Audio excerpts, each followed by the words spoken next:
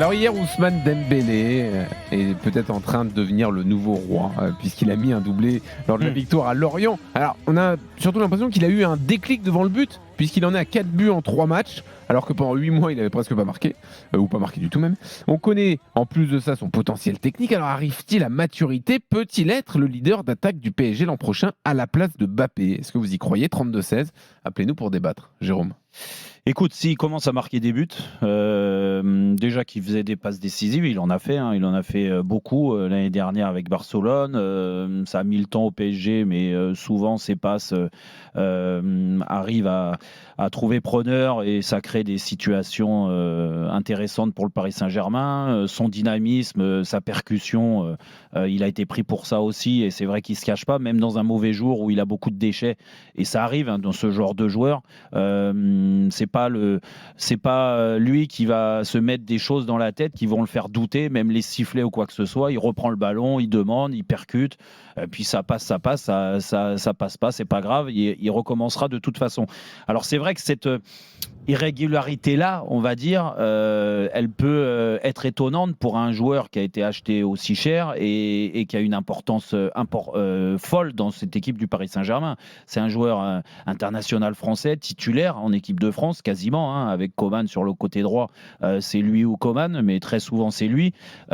Automatiquement, tu attends que ça soit une garantie pour le Paris Saint-Germain cette année quand tu le recrutes.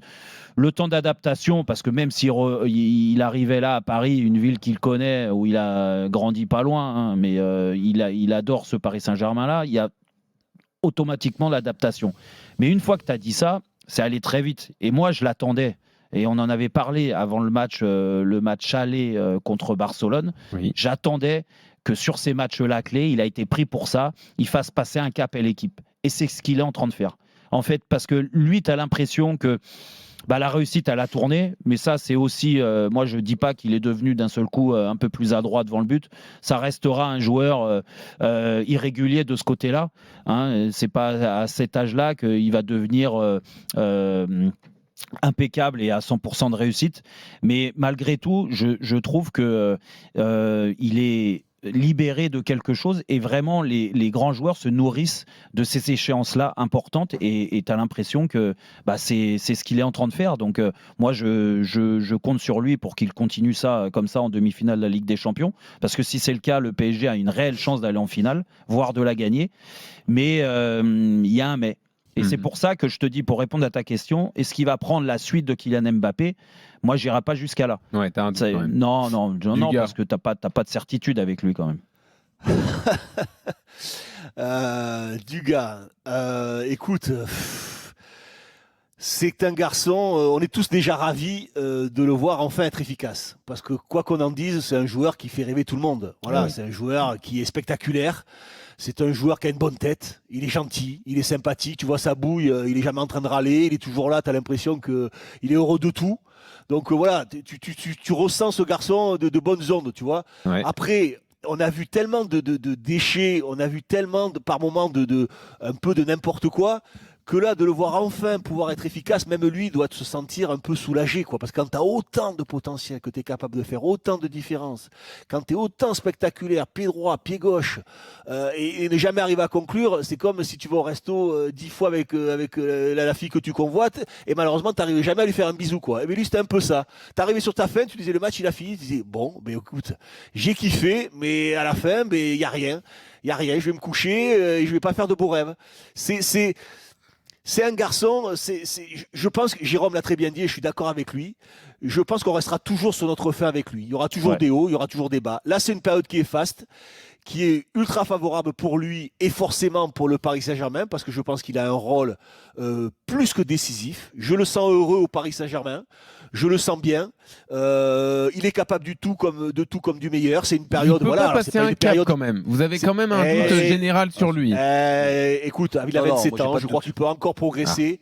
Mais je pense qu'il a besoin. Alors, il a besoin d'une confiance extrême, il a besoin d'être bien dans sa tête, ça paraît être le cas, mais au bout d'un moment, il va falloir aussi peut-être qu'il soit un petit peu plus lucide dans son jeu. C'est-à-dire qu'il fait presque les choses trop vite. Il va tellement vite avec les deux pieds, pied droit, pied gauche. Au bout d'un moment, quand tu arrives dans les surfaces de vérité, il faut être capable de souffler, il faut être capable de garder son sang-froid, il faut être capable d'avoir le geste juste. Et c'est le moment le plus difficile. C'est pour ça que les attaquants sont souvent le plus payés. Ouais, mais Dugas, c'est ce qu'on appelle souvent le QI football, quoi, tu vois. Et je suis pas sûr qu'à 27 ans, il arrive à passer le cap de ce côté-là.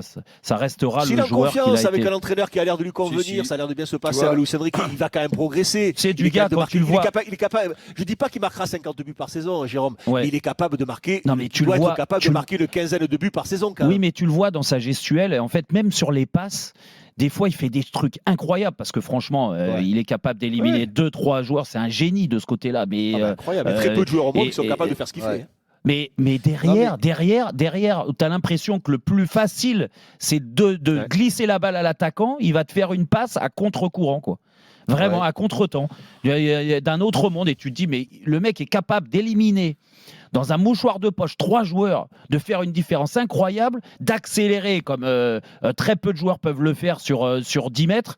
Et puis derrière, de foirer la passe D la plus facile à faire ou la finition.